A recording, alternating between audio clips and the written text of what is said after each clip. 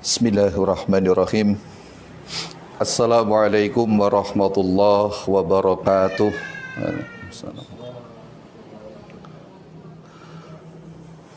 A'udzu billahi minasyaitonir rajim. Bismillahirrahmanirrahim. Alhamdulillahilladzi man sya'na ibadahu malabisal hidayati wat taufiq. فألزمهم كلمة التقوى فصارت الطاعات خير أنيس والرفيق فألهمهم سخلاء أوقاتهم من كل وقت لما هو به خالق أشهد أن لا إله إلا الله وحده لا شريك له الذي خلق الإنسان من ماء دافق وأشهد أن محمدا عبده ورسوله صاحب السافع Allahumma salli wa sallim wa barik ala nabiyyina al-karim Sayyidina wa maulana Muhammadin alladhi huwa mufattihu abwab at-tawfiq wa ala alihi wa ashabihi alladhi gana bi kharil hadithil khariq amma ba'd Fadilatul kiram wal muhtaramatun Bapak-bapak, ibu-ibu, saudara-saudara sekalian, para pendengar kajian online Rumah Quran Kota Tegal, yang semoga sore hari ini semuanya mendapat rahmatnya Allah Subhanahu wa taala, mendapatkan maghfirah ampunannya Allah Subhanahu wa taala, yang alhamdulillah tentunya puji syukur senantiasa kita panjatkan kehadirat Allah Subhanahu wa taala atas segala nikmat yang telah kita terima. Salawat dan salam tercurah kepada junjungan kita Nabi besar Muhammad sallallahu alaihi wasallam, juga kepada keluarga dan sahabatnya, dan insyaallah kita sebagai umatnya yang senantiasa istiqomah dalam rangka bersama-sama belajar untuk memahami sekaligus berusaha untuk melaksanakan sunnah-sunnah beliau. InsyaAllah kondisi kita yang demikian akan bisa menghantarkan kita nanti di yaumul qiyamah. Allah kumpulkan dalam golongannya orang-orang yang akan mendapat syafaatnya. Allahumma amin. Para pendengar sekalian yang dimuliakan oleh Allah Subhanahu wa taala, sore hari ini kita akan melanjutkan kajian kita masih dalam kajian Tazkiyatun Nufus melalui kitab Ihya Ulumuddin, yaitu meneruskan kajian yang lalu ya, di sesi yang pertama, kedua, dan sekarang kita akan melanjutkan di sesi yang ketiga, masih dalam bab pembahasan di rubuk yang ketiga, rubuk mukhlikat, yaitu di bab bayanu ajaibil qalbi, yaitu tentang penjelasan keajaiban hati. Untuk sore hari ini kita akan menuju ke subbab berikutnya, yaitu bayanu amthilatil qalbi ma'a junutihil batinati. Bayanu amthilatil qalbi, yaitu menjelaskan tentang perumpamaan hati, ma'a junutihi, beserta pasukan-pasukan hati ataupun tentara-tentaranya hati, al-batinati, yang tidak kelihatan. Kalau di sesi yang pertama dan kedua telah banyak kita bahas pernyataan beliau Imam Al-Ghazali rahimakumullah kaitannya dengan pasukan-pasukan ataupun tentara-tentara hati kita yang tampak oleh mata kasat kita. Maka untuk sesi yang ketiga kini akan coba kita mengkaji tentang pasukan-pasukan hati kita ataupun tentara-tentara hati kita yang tidak tampak oleh mata kasat kita, ataupun yang disebut dengan junudihil batinati, yaitu pasukan-pasukan batiniah. I'lam, ketahuilah, anna jundiyal khadabi wasyahwati, Sesungguhnya jundia dua tentara, ya, sim tasniyah, yaitu maksudnya al-ghadabi wa syahwati, pasukan marah dan pasukan syahwat. Qad yang qadani, keduanya bisa tunduk ataupun patuh. Qad ini qad dalam kalimat ini, ya. Sebagaimana kita ketahui dalam grammar bahasa Arab, qad ini merupakan salah satu di antara tanda bahwa itu adalah kalimat fi'il. Akan tetapi tentu mempunyai makna ataupun arti yang berbeda tergantung dengan fi'il apa yang didahului dengan kata qad ini. Makanya qad ini bisa bermakna ataupun mempunyai arti tahqiq, sungguh, ataupun bisa mempunyai arti tashkik, ya, ataupun kadang-kadang ini bisa taksir, ya, sering, kadang-kadang tapi sering, ada juga taklil ataupun sedikit, ya, kadang-kadang tapi jarang. Tandanya, ya, ini sedikit kita bahas biar kita memahaminya tentang bahasan ini, ya. Qad di sini, ya, kalau qad yang bermakna tahqiq, ini ketika di depannya bertemu dengan fi'il madhi, qad fa'ala, sungguh telah bekerja. Tapi kalau qad ini bertemu dengan fi'il mudhari' seperti dalam kalimat ini, maka qad ini bermakna tashkik atau kadang-kadang. Sehingga qad yang qadani bukan sungguh, akan tetapi kadang-kadang, ya. Qad yang qadani, kadang-kadang kedua pasukan tersebut, pasukan ghadab dan pasukan syahwat, ini bisa tertundukkan lil qalbi, terhadap hati, inqiyadan, dengan ketundukan taman yang sempurna. Maksudnya bahwa kedua tentara batiniah ini, ya, tentara ghadab, tentara marah dan tentara syahwat, keinginan, ini bisa juga tunduk patuh sepenuhnya terhadap hati.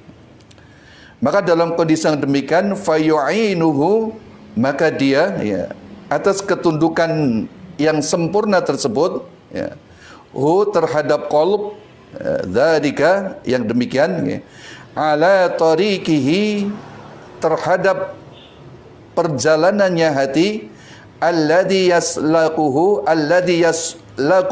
ya, yang mana hati tersebut dalam rangka untuk menempuh, wa tahsunu, dan menjadikan satu kebaikan, murafaqutuhuma, terhadap pertemanan keduanya, fis safari, di dalam perjalanan, alladhi huwa bisaddatihi, ya, yang mana demi untuk, ya, mencapai maksud apa yang menjadi keinginan perjalanan hati tersebut.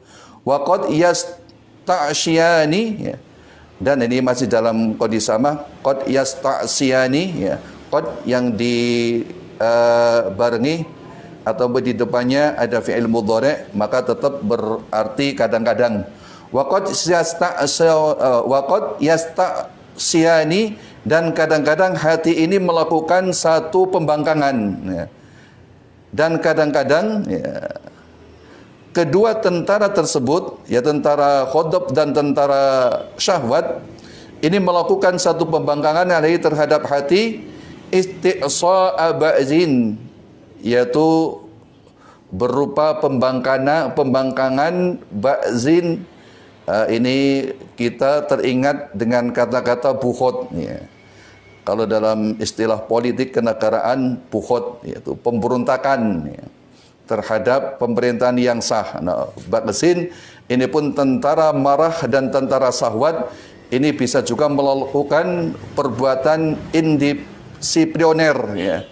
Jadi bisa membangkang terhadap hati dengan melakukan pemberontakan, watamarutin, dan penyerangan, ya, sama juga sebenarnya pemberontakan, hatta yamlakahu, sehingga keduanya bisa memiliki terhadap qalb ya. Jadi maksudnya ya, karena sudah melakukan pemberontakan ataupun buhot ya, ataupun penyerangan sehingga hati kita menjadi kalah, maka nanti sebaliknya hati kita yang seharusnya menjadi raja ini akan, walaupun sifatnya masih raja, tapi akan dikuasai oleh marah dan syahwat tersebut. Wayastabaidahu, dan akan menjadikan budak hati tersebut. Jadi hati kita akan diperbudak dengan tentara ataupun pasukan marah dan pasukan syahwat. Wa fihi, dan di dalam yang demikian untuk hati, halakahu, maka rusaklah hati, wangqita'ahu, dan juga menjadi putusnya hati, ngan safarihi, dari perjalanannya, alladzi bihi wusulihi, yang dalam perjalanan tersebut dalam rangka untuk tercapainya ila sya'adatil abdi, terhadap kesenangan yang abadi. Insyaallah nanti akan kita sarah, kita jelaskan ya. Kita baca selanjutnya. Walil qalbi, dan untuk hati, jundun, punya pasukan, akharu, yang lain ya. Jadi di samping pasukan-pasukan batiniyah yang tadi telah disampaikan di awal tadi, yaitu yang berupa pasukan khadab dan pasukan syahwat, maka hati pun punya pasukan yang lainnya. Wa huwa, adapun jundun akhar, yaitu al-ilmu, ilmu, wal hikmatu, hikmah, kebijaksanaan, wat tafakkuru, dan tafakur ataupun pemikiran. Kama sayati, sebagaimana yang akan datang, sarhahu, penjelasannya, sebagaimana penjelasannya akan disampaikan di bab yang berikutnya. Wa haqquhu, dan haknya hati, ayyasta'ina, untuk meminta tolong, bihadal jundi, dengan itulah tentara. Jadi sudah selayaknya hati ini minta tolong kepada tentara-tentara akhir, tentara yang lain, yang berupa ilmu, hikmah, dan juga tafakur. Fa innahu, maka sesungguhnya ya, jundun akhir ya, tentara-tentara yang lainnya yang disebut tadi berupa ilmu, hikmah, dan tafakur, hizbullah, maka itu merupakan kubunya Allah ya. Maksudnya kehendak Allah Subhanahu wa taala, yang tentunya menginginkan agar kita sebagai hambanya menjadi yang baik ya. Jadi nanti tentara-tentara ilmu ataupun hikmah dan tafakur ini merupakan kubu Allah Ta'ala ngala jenda ini, yang akan menjadi lawan dari kedua tentara akhra ini yang terakhir tadi, yaitu tentara khadab dan tentara syahwat. Fa innahuma, maka sesungguhnya keduanya ya, khadab dan syahwat, qad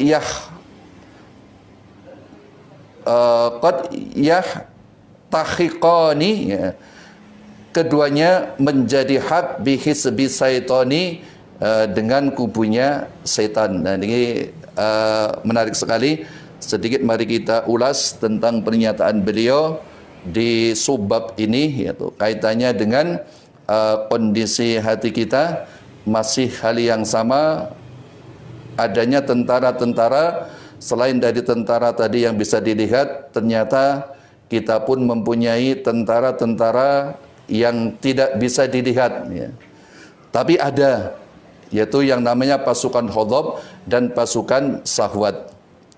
Nah, dua pasukan ini kadang-kadang bisa menjadi pasukan yang taat ya, tunduk patuh sepenuhnya terhadap hati, yang nanti ini tentunya akan sangat menolong terhadap tujuan utama perjalanan hati kita, dalam rangka untuk berjumpa dengan Allah Subhanahu wa taala, bisa juga kedua pasukan tersebut melakukan pembangkangan, ya. Ghadab, marah dan syahwat ini bisa juga melakukan pembangkangan terhadap hati kita, sehingga digambarkan oleh beliau ketika hati kita ini telah kalah, ya, atas pembangkangan dari kedua pasukannya dengan jalan memberontak dan menyerang hati kita, sehingga hati kita ini justru dikuasai oleh marah dan oleh syahwat, maka jelas kata beliau nanti ini akan merusak terhadap perjalanan hati kita, bahkan jalan yang akan dilalui oleh hati kita ini menjadi terputus karena kedua pasukan tersebut. Sebagai contoh umpamanya,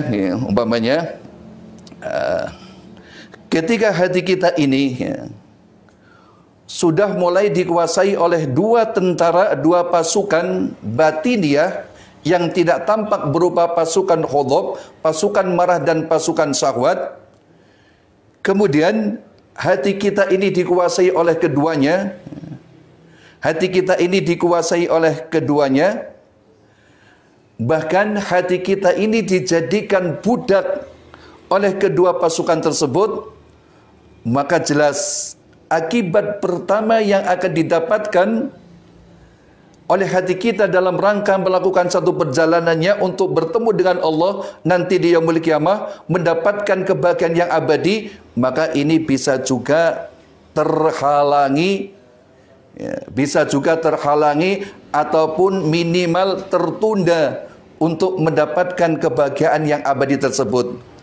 Ini kalau seandainya hati kita ini, ya, ketiga pasukan ghadab dan pasukan syahwat ini cuman menguasai hati kita, kemudian melakukan hal-hal yang kaitannya dengan dosa, baik itu dosa kecil maupun dosa besar. Sebagaimana contoh orang-orang yang hatinya kemudian telah dikuasai oleh pasukan marah dan pasukan syahwat. Ini mungkin dalam segi ibadah, ya, sebagai salah satu cirinya yaitu at-ta'ajubi bi'ibadati, ya. Dia ujub terhadap ibadahnya. Sebenarnya ketika hati ini dalam melakukan perjalanannya, ya, melalui jalan ibadah, ya, yang ini memang demikian, ya. Perjalanan hati kita menuju perjumpaan dengan Allah nanti tentu nanti akan melalui jalan yang namanya ibadah. Akan tetapi perjalanan ini nanti akan menjadi bermasalah. Jalan yang akan dilalui oleh hati ini akan menjadi masalah, sehingga akan bisa menunda waktu mendapatkan kebahagiaan yang abadi nanti di yaumul qiyamah. Kalau ibadah yang merupakan jalan yang akan dilewatinya ini sudah dikuasai oleh dua pasukan hati, pasukan marah dan pasukan syahwat, sehingga ibadah yang dilakukan oleh kita yang ini merupakan ibadah bangsa hati kita ini akan menjadi disusupi oleh mereka untuk melakukan ujub umpamanya. Jadi enggak lagi mengagungkan Allah Subhanahu wa taala. Bahkan jelas di dalam satu pernyataan hadis qudsi dari sahabat Anas bin Malik disampaikan oleh Imam Al-Bazar, ya, innallaha antaqabbala liman yatawaddaa bi'azamati. Allah ini akan menerima terhadap ibadah seseorang yang dia merendahkan di hadapan Allah Subhanahu wa taala dan mengagungkan semata-mata Allah Subhanahu wa taala. Jadi jelas ketika kita beribadah kemudian disusupi oleh dua tentara marah dan tentara syahwat ini dengan rasa ujub, bangga dengan ibadah kita, maka ini jelas akan merusak jalan yang akan dilewati oleh hati kita. Karena jalannya rusak, tentu perjalanan hati ini akan tersendat-sendat. Adakah toh nanti dia akan mendapatkan ataupun sampai kepada tujuannya, maka akan mengalami waktu yang lebih lama. Sebagaimana umpamanya kita melakukan perjalanan ke Jakarta, Yang satu melewati jalan yang penuh dengan lubang, jalan rusak, jalan umum. Yang satu melalui jalan yang lurus, ya, jalan tol umpamanya. Maka jelas sampainya antara keduanya ini, untuk sampai di tujuan akhirnya di Jakarta tentu akan lebih cepat yang melewati jalan tol yang mulus, karena tidak ada lubang, tidak ada kerusakan dan sebagainya. Tapi kalau lewat yang satunya ini karena melewati berbagai macam perjalanan yang rusak, maka tentu perjalanan kendaraannya akan lambat, sehingga sampainya kepada tujuan ini akan lebih lama daripada yang satu tadi yang melewati jalan tol. Sama persis dengan yang digambarkan oleh Imam Ghazali. Ini ketika perjalanan hati ini kemudian terkendala oleh pemberontakan ataupun serangan dari dua pasukannya, yaitu pasukan Khadab dan pasukan Syahwat yang melakukan pembangkangan terhadap hati kita, maka ini yang pertama paling tidak akan mengalami penuh, sehingga akan bisa memutus jalan daripada perjalanan hati tersebut menuju perjumpaan dengan Allah Subhanahu wa taala, karena jalannya terputus, kemudian enggak jadi sama sekali karena enggak bisa melewati jalan tersebut. Inilah yang dimaksudkan sebenarnya oleh beliau Imam Ghazali ketika marah dan syahwat tersebut mampu menguasai hati kita, sehingga hati kita ini melakukan perbuatan kesyirikan, mensekutukan Allah Subhanahu wa taala. Ini puncaknya, ataupun paling tidak kemudian berbelok arah menjadi murtad dari agama Islam ini. Nah, ini yang paling berbahaya, karena perjalanan hati ini akan menjadi terputus, sehingga seluruh yang diupayakan dari awal sampai dengan sebelum sampainya ke tempat tujuan akhirnya ini kemudian terputus, sehingga dia tidak sama sekali tidak akan pernah mencapai tujuan utama di awal yang telah di-planning untuk melakukan safar atau perjalanan tersebut, yaitu tidak dan bukan lain adalah kesenangan, kebahagiaan abadi di surganya Allah Subhanahu wa taala. Apalagi yang paling parah lagi ketika sudah hampir saja sampai perjalanan hati kita menuju kepada perjumpaannya dengan Allah Subhanahu wa taala, kok kemudian dikalahkan oleh pemberontakan pasukan Khadab dan pasukan Syahwat. Dan yang paling parah lagi, ketika ternyata pemberontakan tersebut membuat hasil, sehingga hati kita ini menjadi hati yang terselipi dengan syirik kepada Allah Subhanahu wa taala. Maka awal yang mulai di planning, awal yang mulai dibawa sebagai bekal, ini semuanya akan hilang. Tidak ada manfaatnya sama sekali. Tidak akan ada manfaatnya sama sekali. Segala amal kebaikan, ya, yang telah kita bawa mulai dari awal menuju di akhir perjalanan kita karena melakukan kesyirikan, ya, karena hati kita ini sudah dibuat dibuat sebagai hamba oleh pasukan Khadab dan pasukan sahabat ini, sehingga seluruh kebaikan yang dibawa oleh kita mulai dari awal sampai dengan akhir ini tidak ada manfaatnya sama sekali. Ini sebenarnya maksud yang akan disampaikan oleh Imam Ghazali rahimakumullah taala. Bapak-bapak, ibu-ibu, saudara sekalian rahimakumullah. Nah, inilah satu gambaran yang beliau sampaikan di dalam bab ini, ya, di dalam bab ini, subbab ini, sehingga benar-benar, ya, tamsil ataupun metafor kalimat yang beliau sajikan dalam kitab ini sungguh menjadi menarik untuk kita bahas, sehingga tentunya, ya, di akhir nanti barangkali kita menjadi orang yang waspada. Orang yang waspada, jangan sampai perjalanan hati yang ada dalam diri kita ini menjadi perjalanan yang sia-sia. Sudah begitu bersusah payah kita melakukan satu perjalanan, kok sudah jauh, gagal perjalanan kita. Inilah suatu hal yang sangat tidak kita inginkan. Maka untuk pun membentuk pasukan-pasukan lainnya. Pasukan-pasukan lain tersebut yaitu dikatakan oleh beliau, yang pertama al-ilmu, ilmu ya. Al-ilmu, ilmu, al-hikmatu, hikmah, at-tafakkuru dan tafakur. Karena ini kita biasanya akan sulit untuk melawan pasukan khadab dan pasukan syahwat yang mulai mengadakan pemberontakan, mulai mengadakan penyerangan terhadap hati kita. Ma'asyiral muslimin wal muslimat rahimakumullah.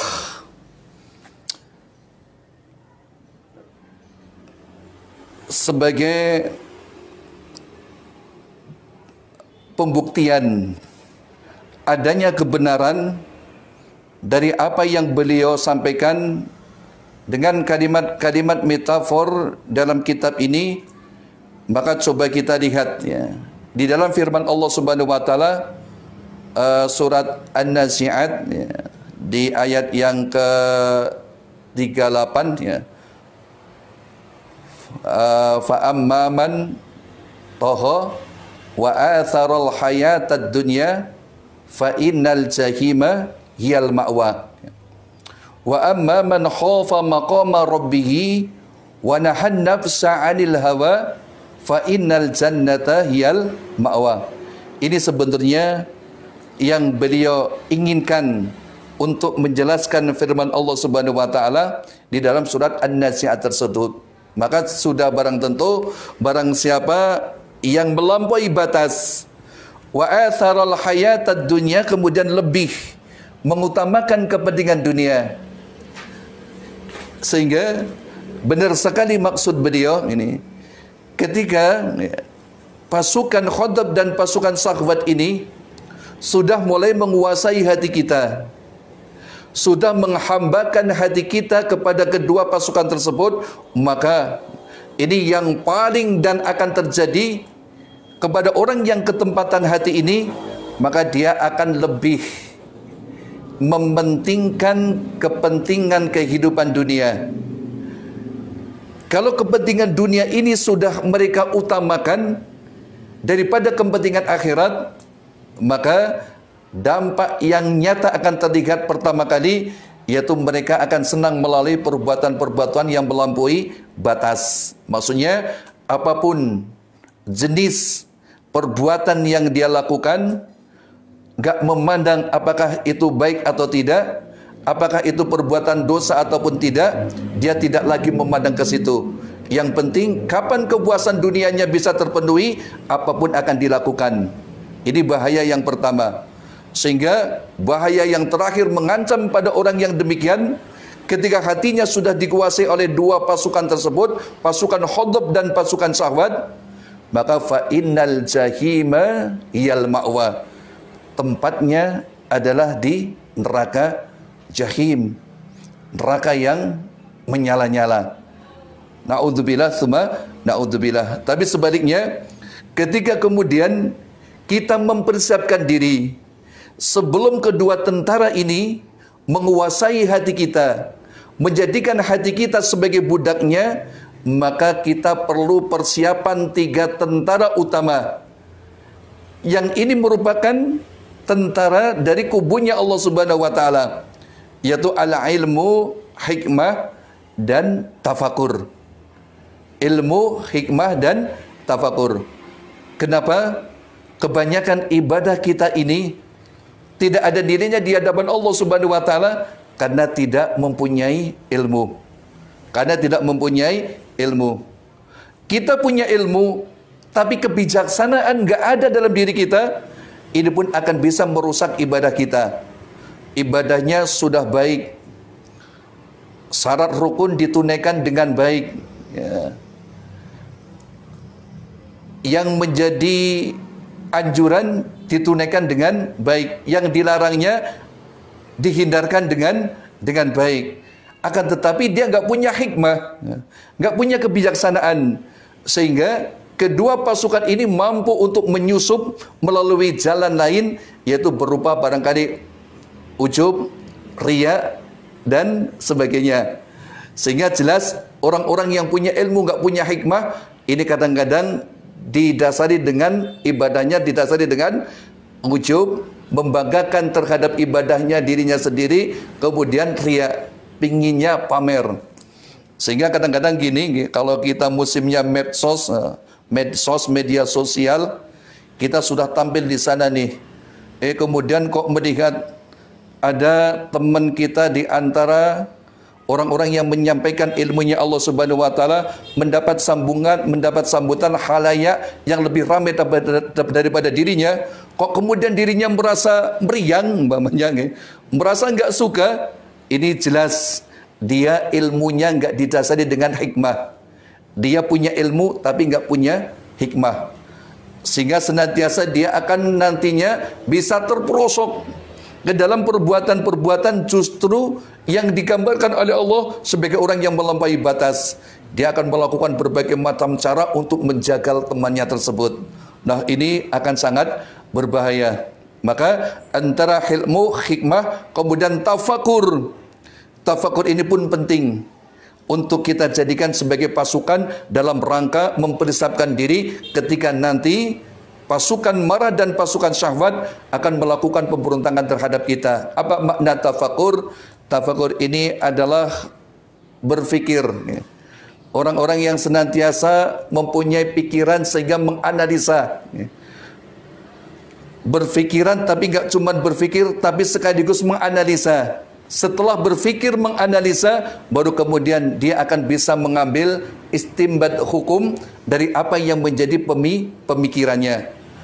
Andaikan dia sudah menjadi orang pemikir yang baik, kemudian nggak mau menganalisa, nggak mau menganalisa apakah pemikiran ini ketika saya sampaikan kepada orang lain ini akan berakibat baik ataupun berakibat buruk, akan bisa bermanfaat ataupun justru mengakibatkan mudarat, nggak dipikirkan, nggak dianalisa pemikirannya, ini pun nanti akan menjadi orang yang berbahaya, sehingga dia akan serampangan walaupun semangat dalam menyampaikan dakwahnya barangkali, maka dia akan serampangan untuk menghina sana sini, mencaci maki sana sini. Ini termasuk orang-orang yang punya pemikiran baik, ilmunya ada, hikmahnya ada, tapi enggak pernah menganalisa terhadap apa yang akan disampaikannya. Nah, para pendengar, bapak-bapak, ibu-ibu, saudara-saudari sekalian yang dirahmati Allah Subhanahu wa taala, maka sudah jelas karena lawan daripada yang dilakukan oleh dua pasukan ini, pasukan Khadab dan pasukan Syahwat, yang akan melakukan pemberontakan terhadap hati kita, berkeinginan agar hati kita nanti bisa dikuasainya, hati kita bisa dijadikan budak, maka tidak dan bukan lain, kita harus mempersiapkan pasukan-pasukan yang berikutnya, yaitu pasukan ilmu, pasukan hikmah, dan pasukan tafakur. Karena kedua pasukan tersebut, ya dari awal, pasukan marah dan pasukan syahwat, ini jelas min hizbi syaitan, dari pasukannya ataupun kubunya setan, laknatullah alaih. Sehingga ketika kemudian tentara batiniah ini, yaitu terutama tentara Khadab dan tentara syahwat, bisa kita tundukkan sehingga menjadi pasukan yang patuh, tunduk, taat sepenuhnya kepada kita, maka jelas marah dan syahwat tersebut bisa kita bisa kita produk menjadi sesuatu yang akan membantu memperlancar perjalanan hati kita menuju tujuan utama, yaitu perjumpaannya dengan Allah Subhanahu wa taala. Toh nanti ketika di pertengahan jalan ada kemungkinan kedua pasukan ini melakukan pemberontakan, penyerangan terhadap hati kita, maka kita persiapkan kembali tentara-tentara batiniah yang lainnya, yaitu berupa ilmu, hikmah, dan tafakur. InsyaAllah inilah yang nanti akan menjadi benteng dari serangan-serangan dua pasukan tersebut, sehingga nanti pada akhirnya kedua pasukan tersebut, pasukan marah dan pasukan syahwat, akan bisa kita tundukkan, sehingga syahwat yang akan mengikuti kita, bukan kita yang mengikuti syahwat. Kemarahan yang harus tunduk kepada kita, bukan kita yang kemudian melampiaskan kemarahannya. Inilah, kalau ini bisa dilakukan dengan baik, insya Allah perjalanan hati kita, termasuk kita yang di dalamnya ada raja tersebut, hati akan menemukan kebahagiaan abadi, yaitu tidak dan bukan lain surganya Allah Subhanahu wa taala. Sehingga bapak-bapak, ibu-ibu, saudara-saudari sekalian yang dimuliakan oleh Allah Subhanahu wa taala, baik sekali tentunya apa yang disampaikan oleh beliau Imam Al-Ghazali rahimakumullah, ya, kaitannya dengan pengelolaan hati di awal bab mukhrikat ini. Mudah-mudahan ya, penjelasan yang sekelumit ini akan bisa dimengerti, dipahami dengan baik, sehingga insya Allah kalau ini kemudian kita mampu mentafakurinya, memikirkannya, menganalisa, kemudian kita action, ya, bertindak demi untuk memperlancar perjalanan hati kita, insya Allah kita pun akan mendapatkan kelancaran hati kita, sehingga tujuan utama nanti insya Allah kita berjumpa dengan Allah Subhanahu wa taala akan kita dapatkan dengan segera. Enggak ada kendala, akan berjalan dengan lurus dan dengan lancar insya Allah. Amin amin ya rabbal alamin. Maka untuk sesi yang ketiga ini, saya kira walaupun masih banyak sebenarnya yang perlu kita kaji, akan tetapi karena keterbatasannya waktu, ya, di bab bayanu ajaibil qalbi, bab tentang penjelasan keajaiban hati kita ini, kita selesaikan di sesi yang ketiga ini dengan kita ambil kesimpulan, yaitu bahwa kesimpulan mulai dari sesi yang pertama, sesi yang kedua dan sesi yang ketiga yang disampaikan oleh Imam Ghazali, bahwa kita ini punya segumpal darah yang akan sangat menentukan terhadap nasib kita nanti ketika kita sudah berada di hadapan Allah Subhanahu wa taala. Tidak lain, segumpal darah itu adalah hati. Dan hati ini kalau kita ibaratkan bagaikan seorang raja, seorang penguasa. Seorang raja dan seorang penguasa ini tentunya punya pasukan-pasukan yang akan bisa dijadikan sarana demi berhasilnya tujuan dari apa yang sudah di-planning, direncanakan oleh raja tersebut. Nah, dari tentara-tentara pasukan-pasukannya ini, kalau di dalam hati kita ini punya pasukan yang bisa dilihat, yaitu seperti kaki, tangan, ya, mata, telinga, lisan, dan sebagainya. Juga punya tentara-tentara yang tidak bisa kita lihat, seperti syahwat, keinginan, ataupun tentara ghadab, marah, dan yang lainnya. Nah, semua tentara-tentara ini bisa kita jadikan sebagai sarana.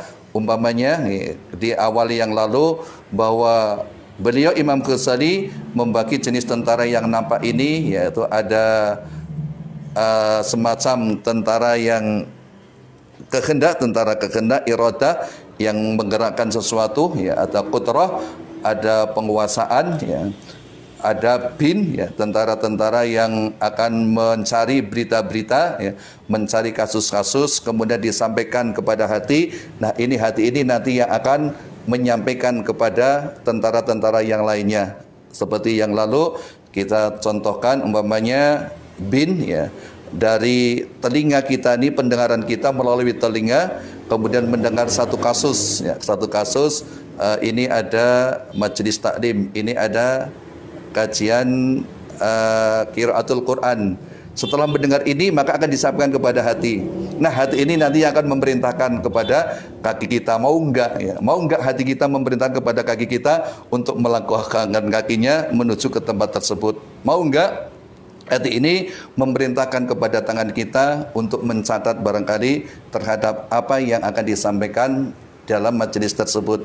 Hati kita akan memerintahkan kepada tentara batiniah kita, syahwat, kesenangan, dan sebagainya, apakah yang didapatkan dari tulisan tersebut bisa dimasukkan ke dalam fikiran kita sehingga mendapat semacam ilmu, hikmah dan pemikiran yang baik di dalam diri kita. Nah, ini kalau ini bisa selaras dengan baik, insya Allah nih semuanya akan bisa melakukan perjalanannya di dalam perjalanan yang lurus, perjalanan yang lancar, tidak tersandung dengan hal-hal yang bisa menyebabkan paling tidak penundaan tujuan ini akan tercapai ataupun bahkan sama sekali akan menjadi terputus perjalanannya sehingga tujuan awalnya ini benar-benar tidak akan tercapai. Tentunya kita orang-orang yang punya akal akan menggunakan segala apa yang ada di dalam anggota tubuh kita untuk melaksanakan perintah hati yang baik, sehingga kata Imam Ghazali rahimahumullah, dia akan melakukan satu perjalanan sehingga mendapatkan sa'adah, yaitu kesenangan yang abadi, itu tidak lain nanti di surganya Allah Subhanahu wa taala. Mudah-mudahan ini bisa dipahami dengan baik. Mohon maaf kalau tentunya masih banyak kekurangan dalam kajian di kitab Ihya ini karena memang begitu banyaknya yang seharusnya kita kaji, tapi sekali lagi tadi saya sampaikan keterbatasannya waktu sehingga penyampaian dari saya tentunya masih banyak kekurangannya, dan apabila ada sesuatu yang mungkin kurang dipahaminya, ada protes, ada sesuatu pertanyaan dan sebagainya, nanti boleh bisa melalui Ustadz Catur, nanti akan disampaikan kepada saya ataupun bisa melalui WA untuk ditujukan kepada saya.